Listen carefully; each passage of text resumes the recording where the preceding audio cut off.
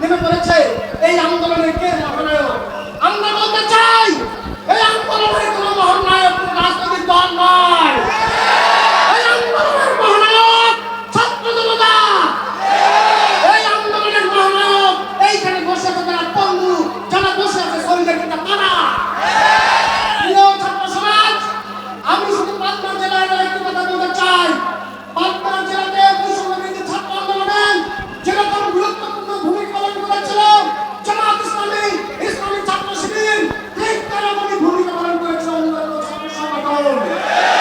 প্রিয় তাওহীদুল আলম, প্রিয় ছাত্র সমাজ, আমি ছাত্র সমাজের প্রতিনিধি হয়ে একটি কথা বলতে চাই। আমরা দেখতে পেরেছি বৈষম্যের বিরোধী আন্দোলনে সকল স্বৈরাচার বিরোধী সকল রাজনৈতিক দল একতা হয়ে রাজনীতিতে আন্দোলন করেছে। আমরা আবার দেখতে চাই দেশ গঠনে তারা ঠিক তেমন ভাবে এগিয়ে যাবে। আমরা আরো তাদের কাছে দাবি জানাবো, বাংলাদেশ গঠন করবার জন্য সকল রাজনৈতিক দল, সকল মত ভেদাভেদ সবকিছু ভুলে গিয়ে আগামীর সঠিক বাংলাদেশ, সোনার বাংলাদেশ গঠন করবেন। প্রিয় ছাত্র সমাজ, জনতা, আমরা এই মহাসমুদ্র থেকে আরেকটি দাবি নিয়ে আমরা আপনাদের কাছে এসেছি।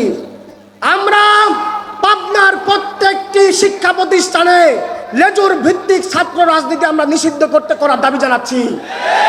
সেই সাথে সারা বাংলাদেশের সমগ্র শিক্ষা প্রতিষ্ঠানে ছাত্রদের ছাত্র সংসদ নির্বাচনের দাবি করছি।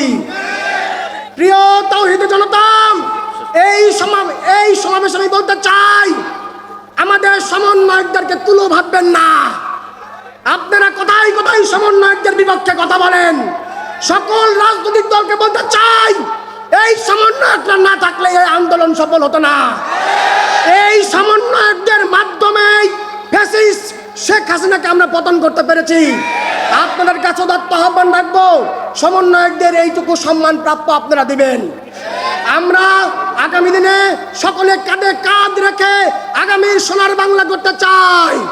আমরা কণ্ঠে কণ্ঠে মিলে বলতে চাই, আমার দেশ তোমার দেশ,